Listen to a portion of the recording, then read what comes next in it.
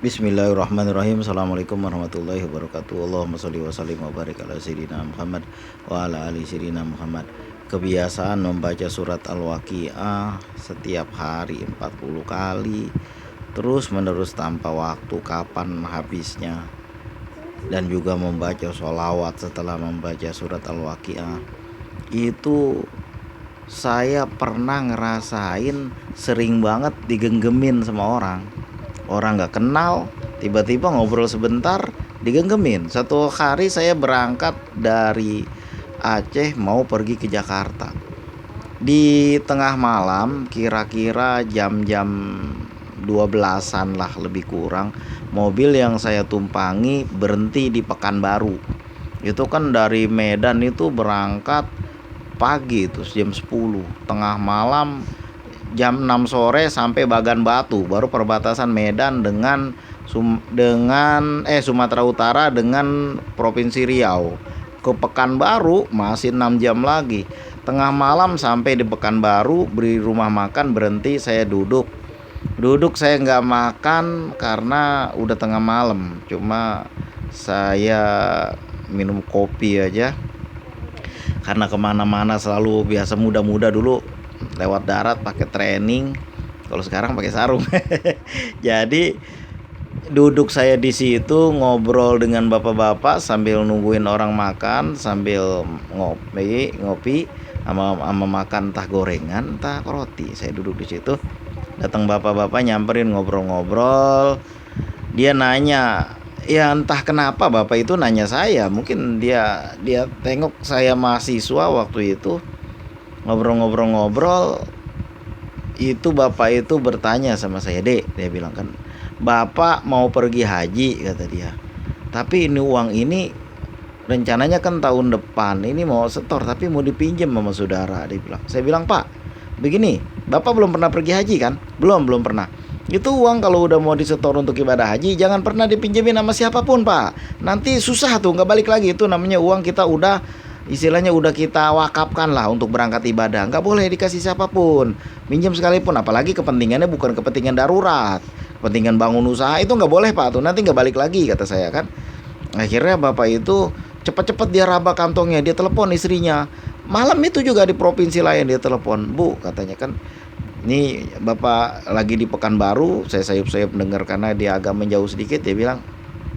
Dia kasih tahu lah, pada intinya jangan, uang itu nggak boleh dikasih siapapun karena ini kita untuk pergi haji. Kalau bisa ibu setor aja besok, dia bilang, jangan disimpan di rumah lagi. Nah, ketika udah ngobrol, dia duduk-duduk sama saya, kemudian mobil udah mau jalan, diklakson sama kenek sopir. Dia bilang begini, "Dek, mungkin kita belum tentu ketemu lagi," kata dia kan. "Nanti bapak kira-kira jam 2:30 udah turun di mana saya lupa ya, masih di daerah Riau juga, cuma mau perbatasan ke arah Jambi. Jadi sampai di sini aja, Dek, terima kasih," dia bilang, "kan bapak udah dikasih nasihat." Padahal saya waktu itu masih muda, masih mahasiswa. Lalu tangan saya digenggemin, saya lihat dikasih duit sama dia.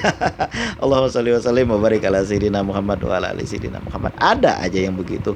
Pernah saya jalan ke tempat kawan di daerah Bandung. Jadi ngobrol-ngobrol sama kawan, pulangnya dia bilang, "Mas, ini untuk bantu-bantu ongkos," digenggemin sama saya. Pernah juga saya lagi duduk ngobrol-ngobrol, lagi duduk pagi-pagi di lantai 2 di Jakarta. Tiba-tiba kawan telepon, "Mas," dia bilang kan, "ini bisnis yang kemarin udah saya uangkan duitnya, tolong kasih rekening sama saya transfer sekarang juga." Allahumma sholli wa sallim wa barik ala sayyidina Muhammad wa ala ali sayyidina Muhammad. Berkah saya membaca surat Al-Waqiah dan membaca salawat setelah membaca surat Al-Waqiah. Itu sampai begitunya. Ada banyak itu. Itu yang saya ingat doang. Yang saya nggak ingat banyak banget. Kalau saya ingat-ingat, kok bisa orang nggak kenal apa-apa sama saya tiba-tiba genggemin. Ada beberapa kali juga itu kawan, di waktu saya pergi ke Malaysia itu, saya kan duduk mengisi acara.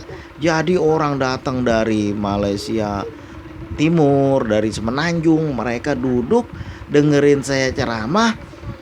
Itu sebelum saya ceramah dikasih duit juga, pulangnya pada genggemin sama saya pun heran juga, apa begini ada orang sini, sampai terkumpul berapa ribu ringgit itu, sampai saya pulang masih ada pun, sampai saya sumbangin lagi waktu itu ke masjid. Luar biasa memang berkah dan karomah surat Al-Waqiah. Saya pun nggak tahu kok bisa begini ya. Sebab itulah, belum lagi ketika jualan, ramenya jangan tanya.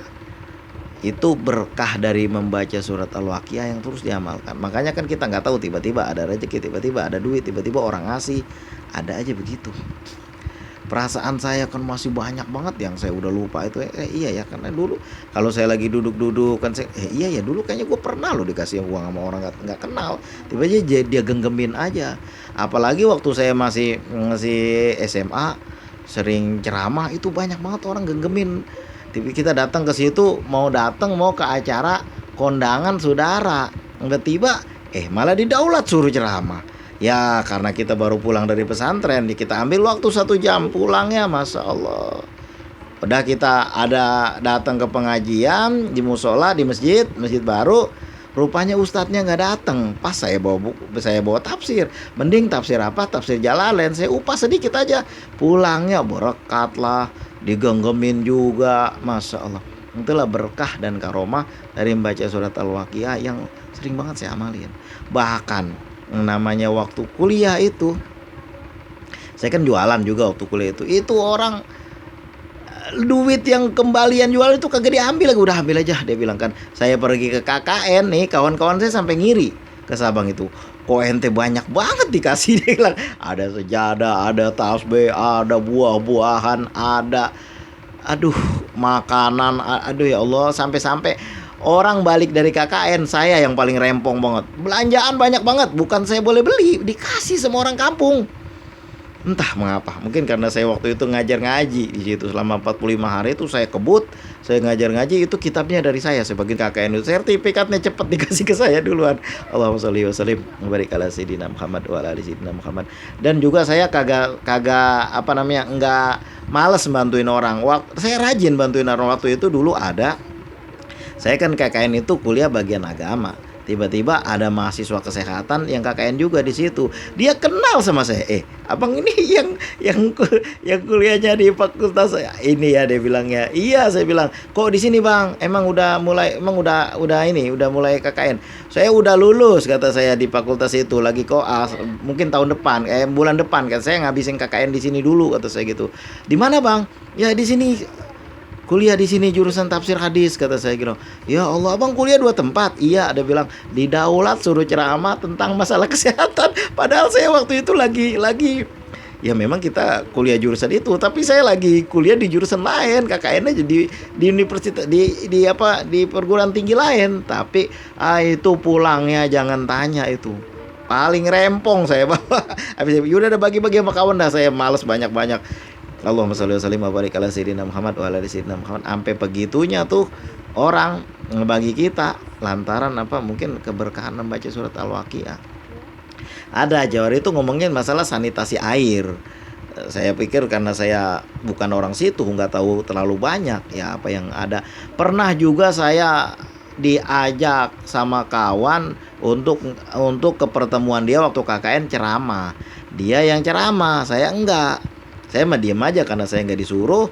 Tiba-tiba masyarakat situ yang terutama anak-anak mudanya nih nyuruh saya ceramah. Saya ambil waktu 1 jam, itu kawan cuma 15 menit. Saya dikasih 1 jam dan pulangnya udah, selain disediain makanan, pulangnya itu digenggamin amplop dan juga dikasih berkat.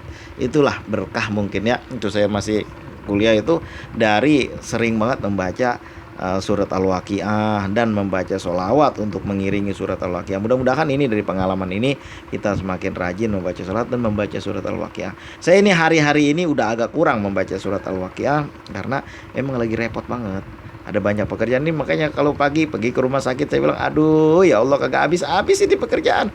Pulang masih ngedit lagi, masih ngisi suara lagi untuk konten YouTube. Alhamdulillah, terima kasih. Mudah-mudahan semua usaha kita ini menjadi bernilai pahala dan ada berkahnya. Barakallahu fikum, yang rajin-rajin sholawat, yang rajin-rajin membaca surat Al-Waqiah, rajin sholat duha, dan juga jika bisa mengamalkan sholat tahajud. Barakallahu fikum. Terima kasih atas segala perhatian. Mohon maaf atas segala kekurangan. Assalamualaikum warahmatullahi wabarakatuh.